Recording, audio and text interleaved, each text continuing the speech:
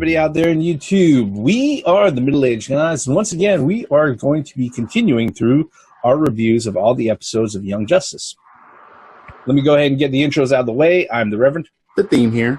And I'm Grey Mouse 1. This particular video is going to be about Young Justice Season 1, Episode 13. The episode is entitled Alpha Male, and it was first aired out on October 7th, 2011. Like always, episodes are over 6 years old, so there's not going to be any spoiler warnings on this. But we will be covering pretty much just a very short synopsis and 3 general talking points like we do with all of our reviews, what we liked, what we didn't like. And since we've seen all of these particular episodes maybe 3, 4, 5, 12, 15, 50 times by now, the type of details that we've noticed this time around that we know works as a setup or reference for something coming in the future for a future episode or storyline arc. Let me go ahead and get the synopsis out of the way on this one. This particular episode picks up right after the Homefront episode where the Reds and Red Tornado have left the cave. In fact, it opens up with the rest of the Justice League members actually repairing the cave. And during conversation with Batman, Superboy overhears Aqualad saying that he was informed that there was a mole inside the team and that it looks like it was probably Red Tornado because of all the things that are happening. This sends Superboy off the deep end, and he goes completely apeshit. Well, as close to completely apeshit, and he, that pretty much exposes the knowledge to everybody in the team that Aqualad has known about this and that he's been keeping it under wraps, which does exactly what he was fearing would happen. It completely unravels the state of the team as far as what where they had gotten to that point. Batman being Batman, though, he takes control of the situation and he tells everybody, forget all of that. You can deal with that later. I have a job for everybody. I've got a mission for all of you. And he sends the team out to India where they have to go ahead and investigate reports of these really strange animals and a gorilla running around with a machine gun attacking people. When they go ahead and they decide to leave, Captain Marvel joins him on the excursion out on the mission. Once they arrive there, the team pretty much falls to shit, and they all go their separate ways. Kid Flash and Robin go one direction. Artemis and Miss Martian go another direction.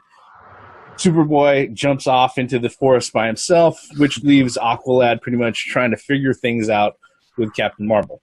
Long story short, they pretty much discovered that the animals in the area are all being experimented on with the Cobra Venom formula. And since they see that, oh, look, all of the animals are also running around with inhibitor colors, this definitely isn't like some sort of coincidence. Aqualad, after being taught after going through a little bit of a learning moment with Captain Marvel, he takes control of the team, and they actually find the base that's influencing where all of the Cobra Venom-induced animals are coming from. They jump in there to go ahead and save Captain Marvel because he's been abducted, and it turns out that he's been abducted by the Brain with the help of Monsieur Mallah, his French hyper-intelligent ape who runs around with a raspberry beret. Yeah. Who's trying to go ahead and extract Captain Marvel's brain while Captain Marvel is still alive and conscious. Long story short, they storm the base, they free the captain, they free all the animals from their control with the inhibitor collars and everything else, and then they fly back to the base. Before they fly back, they come to the point where they finally come to an understanding of why Aqualad didn't just come out and say, hey, everybody, I don't trust any of you guys because you're all traitor, you're all candidates to be traitors or a mole within our midst. I don't know who you are, but I trust y'all, so I'm just going to let you know.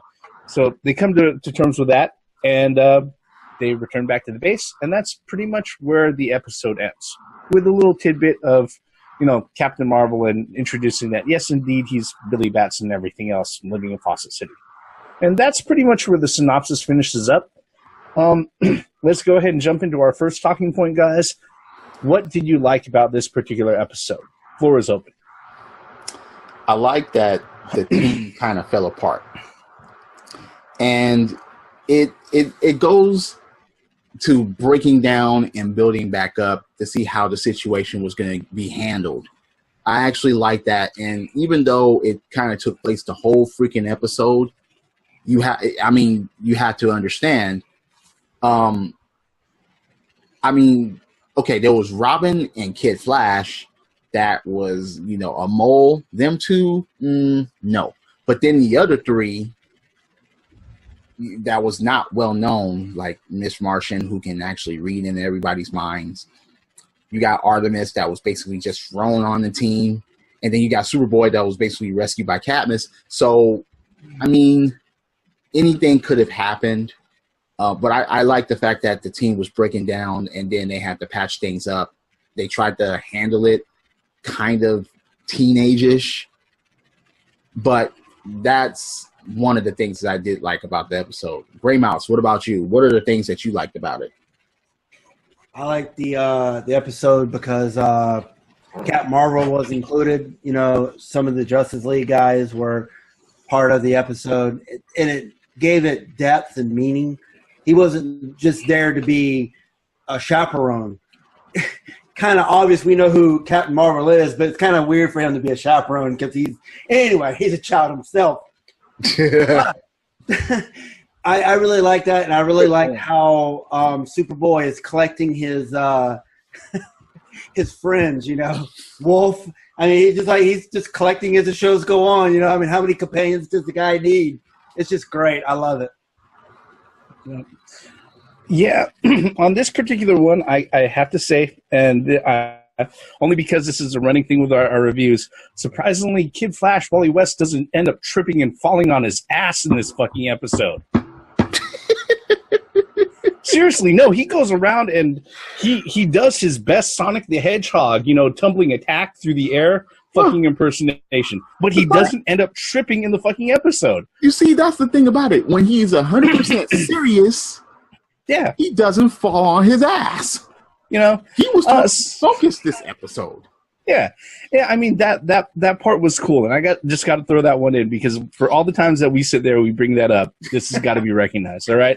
But what I really liked about this particular episode is that, again, just like with Homefront, this is another really big setup episode, all right? There are a lot of things that they're going ahead. They're placing seeds and they're placing like crumbs in the trail that are that they're setting things up, like the whole build-up tension between the team members about, okay, who's the mole, if anybody is the mole, all right?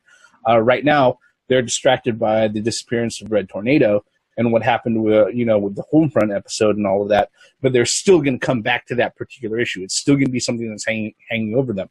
So, again, this particular episode, like Homefront, it set up a lot of things, and it was able to go ahead and do that while distracting the viewer, instead of just doing like all this shitty exposition, talking about what's coming up, setting it up while distracting the viewer with some really cool action sequences as a result. All right. But that doesn't mean there wasn't anything that we didn't like or that this episode was perfect, because with the number of times that we've seen these particular episodes, we're always able to go ahead and pick up on something sooner or later that kind of bugs us. That takes us to our second talking point, guys. What was something that you noticed that you didn't like, or if you had a choice, you might have changed with this particular episode? Gray Mouse, you want to go first or me? Well, with me, it's very simple. I pretty much liked the whole episode. It wasn't much of any. I really don't have any gripes at all.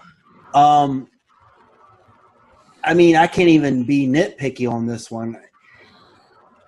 I guess maybe when I don't know. I thought it was a good episode all through and through.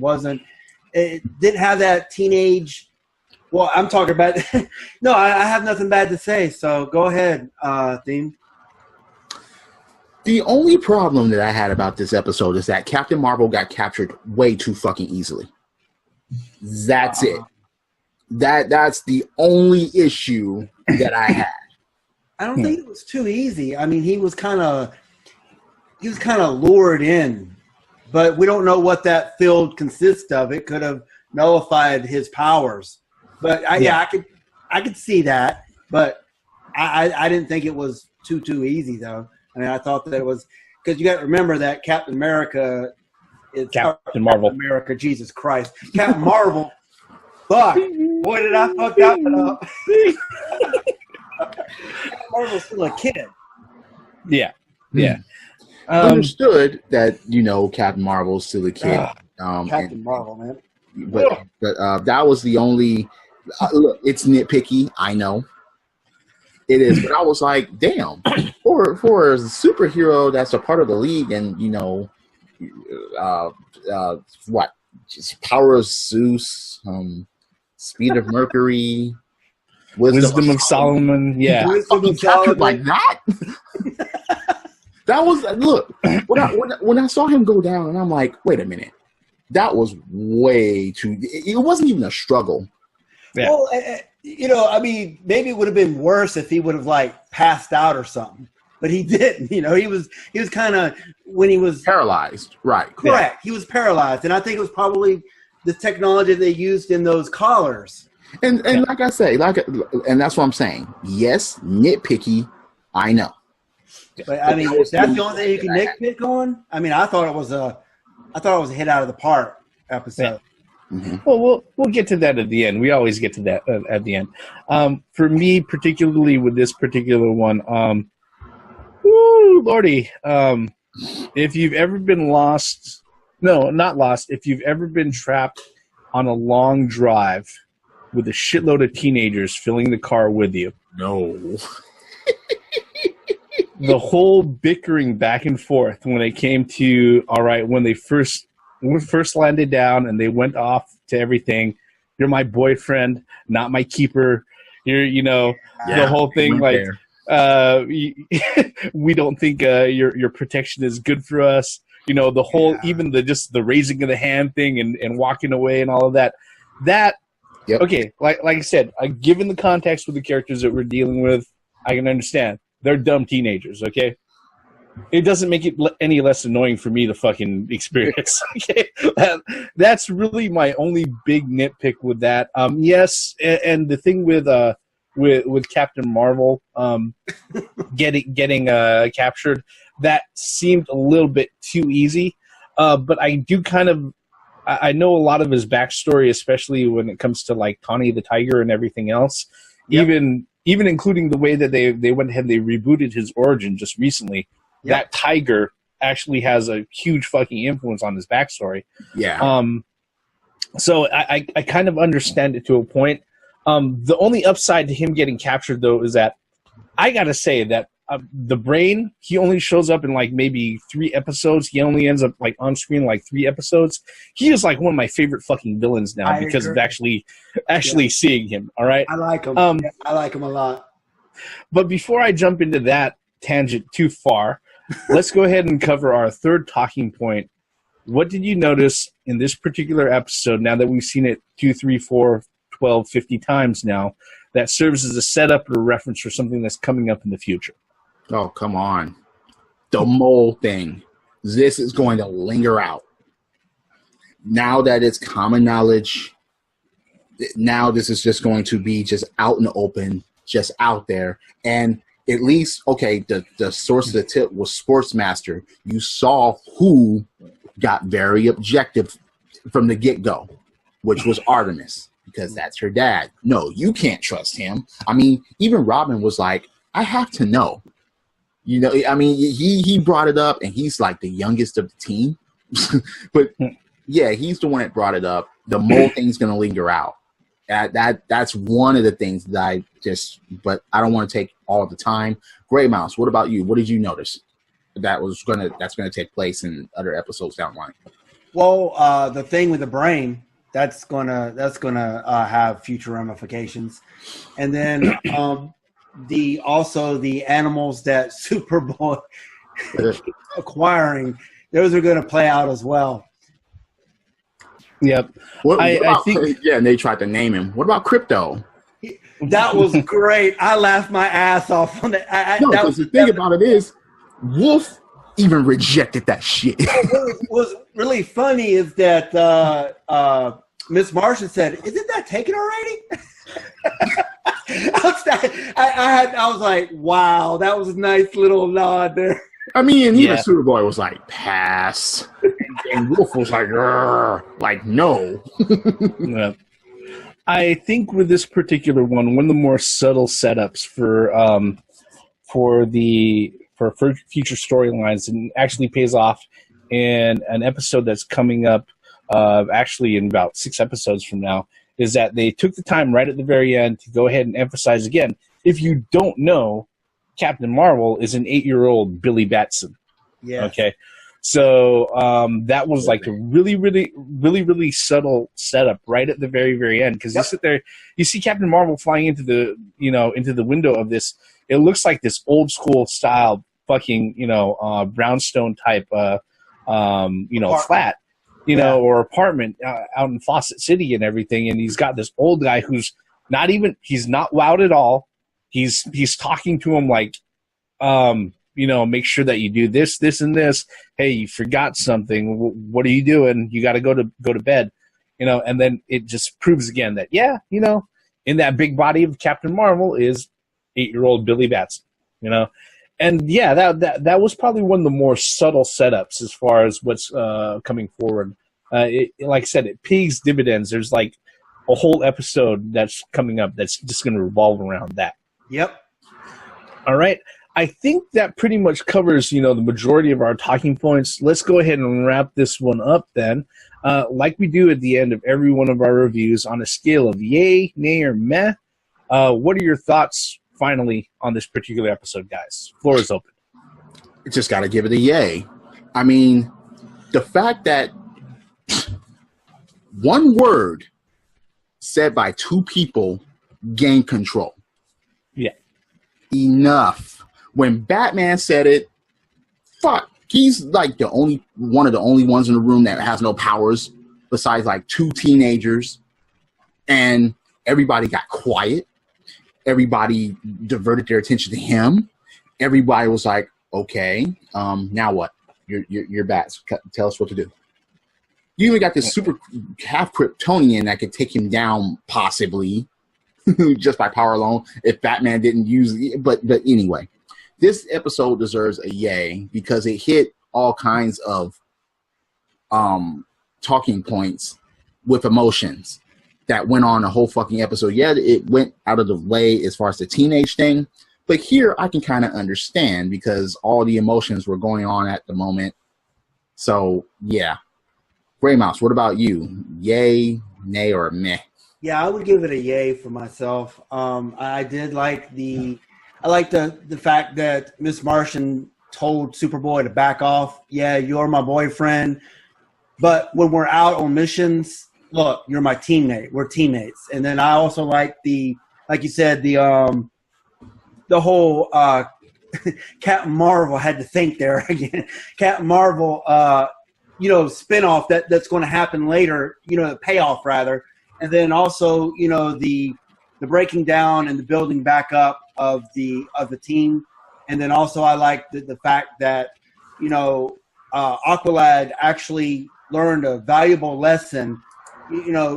People need a leader, and when, and then you have to be in command. If you're going to be a leader, you have to be in command. You can't be wishy-washy or people won't listen to you. I mean, if that's one lesson I took from that episode, is pretty much what that is. And then how they put the Batman, like, look, even the dialogue between Captain Marvel and Aqualad, like, look, Batman is Batman. That's all he had to say. And I really like the story, like I'm kind of like with the Reverend, I really like a nice story, background story. And this one hit, crossed all the I's and dotted all the T's and all that shit. I know I said it backwards. I know. Okay. On this particular one, no surprise, it's a year for me. Like I said, there's a magical thing that this particular episode did, just like with Homefront, all right? Homefront was pretty much their take on the movie Terminator, but it set up a lot of shit that's going to go ahead and come in the future. Again, with this particular one, it's almost a take on the, I would say, almost like The Thing or Invasion of the Body Snatchers. There's a lot of distrust between the team members and things like that, and they're dealing with these, super powered, supersized animals that they've got to go ahead and figure out while they get to a point where they're actually able to survive the situation. It's like I said, it's a nifty little trick that they've done where they've got all of this set up without having to do 15 straight minutes is just fucking exposition. All right, they've got action scenes that are setting up things that are meaningful that are coming in the future. Yep. And like I said previously, it also introduced me to the Brain, where before we started this particular video, just to go ahead and make sure that I was sharp on it, I rewatched the episode again, and I gotta say, yeah, it would have been really nice to see if he had like a pet mouse named Pinky. But that wasn't the case, all right, considering everything's owned by Warner Brothers. But, the fact that the Brain is running around, he's just a brain in a fucking robotic body. And not only that, but he's sitting there calmly explaining to Captain Marvel that I have left your ability to speak. So your reactions would be very, very educational while I undergo la procedure. He was like, wait a minute, la procedure? What do you mean? I will remove your brain. I was like, whoa, fuck. Yeah, I absolutely love that guy. And the thing is that as far as the villains go, he only appears in like 3 fucking episodes, really. It's funny because besides this episode and the others that are in this series, I didn't see the Brain ever since Teen Titans. Mm-hmm. And fuck, that was, he was big. He was big. He was a big part of season 5 of Teen Titans. The fact that we saw him here, just saw the Brain here, that livened up my spirits. I was like, finally, we rarely see or hear about the Brain. I really like him because I think it's his French accent that kind of. Yeah. You don't think of a Brain having the French accent or anything, the procedure. I was like, that was funny because it's like, it's the Brain. No, we all see it's a Brain, not a Brain. No, the Brain. In the flesh, so to speak. Yeah, like I said, that right there, is definitely brings it up to a yay for me. No surprise, like I said, yays all around on this particular one.